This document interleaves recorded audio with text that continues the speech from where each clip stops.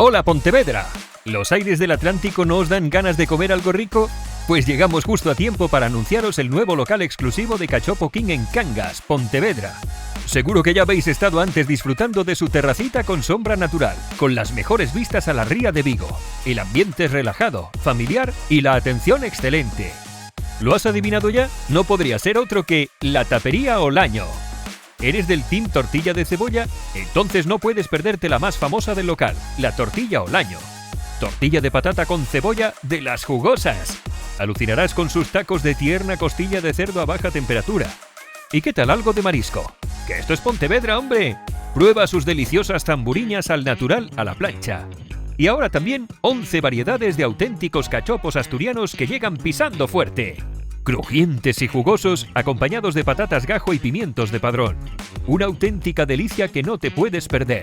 Te encantará el Made in Spain. Lobo de cerdo adobado relleno de jamón, queso manchego y pimientos del piquillo. Y si prefieres algo más tradicional, te recomendamos el Astur Gourmet. Carne de ternera 100% asturiana, relleno de chosco, embutido típico del occidente asturiano y queso a fuega al pitu rojo. ¡Buenísimo! Vente ya a la Tapería Olaño, Avenida República de Rúa Cuba 35, Cangas, Pontevedra.